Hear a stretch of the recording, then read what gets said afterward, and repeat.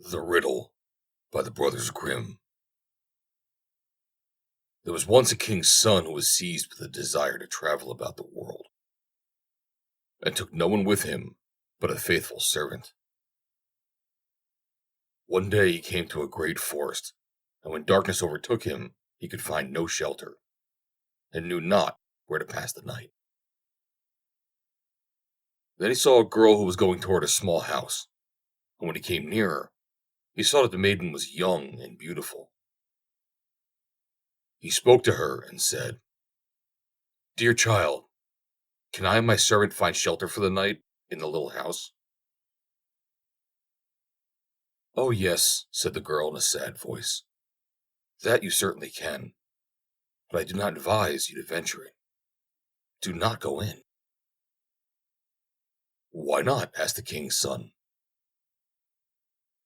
The maiden sighed and said, "My stepmother practices wicked arts. She is ill-disposed toward strangers." Then he saw very well that he had come to the house of a witch, but as it was dark, and he could go no farther, and also was not afraid, he entered. The old woman was sitting in an armchair by the fire, and looked at the stranger with her red eyes. "Good evening," growled she, and pretended to be quite friendly. "Take a seat and rest yourselves." She blew up the fire on which she was cooking something in a small pot. The daughter warned the two to be prudent, to eat nothing and drink nothing, for the old woman brewed evil drinks. They slept quietly until early morning. When they were making ready for the departure, and the king's son was already seated on his horse, the old woman said, "Stop a moment. I will first hand you a parting draught." Whilst she fetched it, the king's son rode away, and the servant who had to buckle his saddle tight was the only one present when the wicked witch came with the drink. "Take that to your master," said she. But at that instant the glass broke, and the poison spurted on the horse, and it was so strong that the animal immediately fell down dead. The servant ran after his master and told him what had happened, but would not leave his saddle behind him, and ran back to fetch it. When, however, he came to the dead horse, a raven was already sitting on it, devouring it.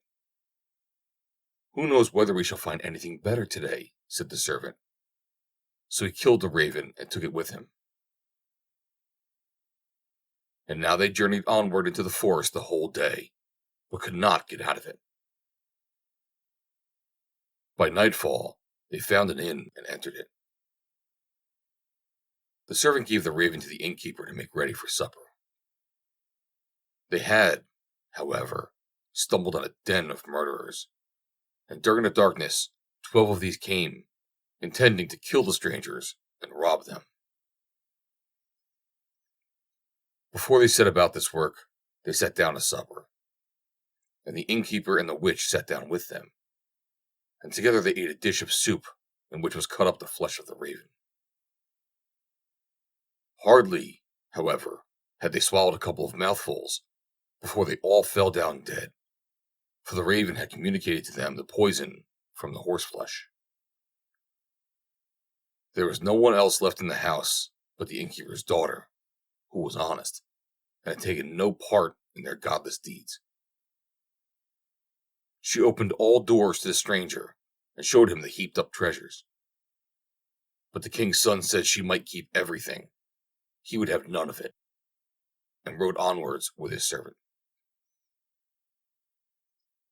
After they had traveled about for a long time, they came to a town in which was a beautiful but proud princess, who had caused it to be proclaimed that whosoever should set her a riddle which she could not guess, that man should be her husband.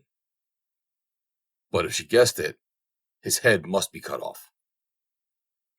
She had 3 days to guess it in, but she was so clever that she always found the answer to the riddle given her before the appointed time.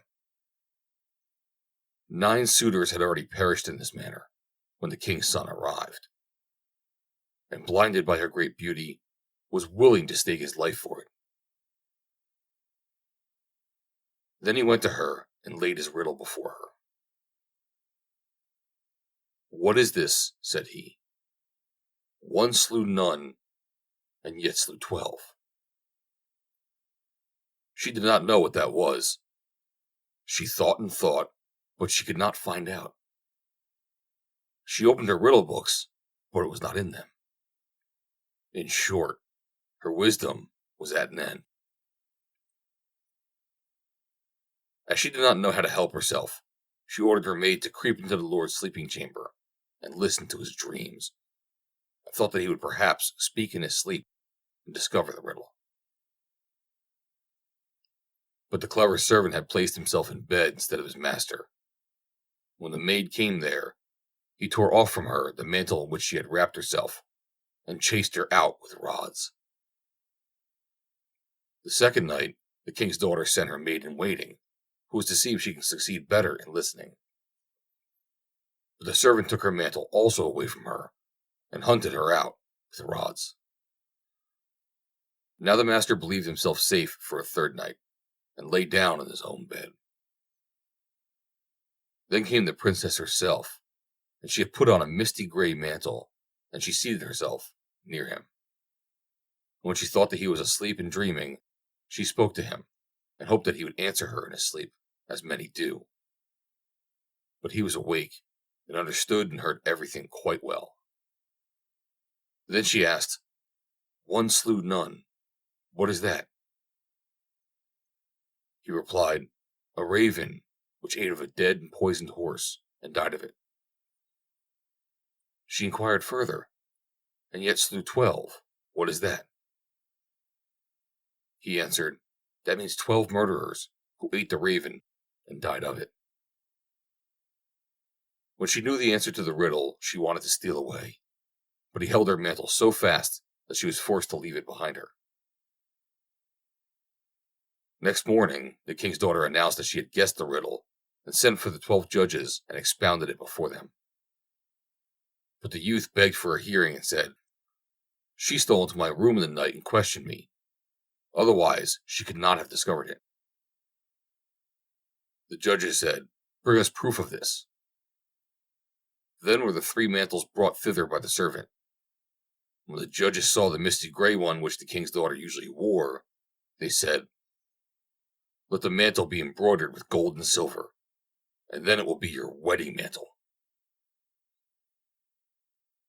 The end. Read by Joe DeNoia, Somerset, New Jersey, April 18th, 2020.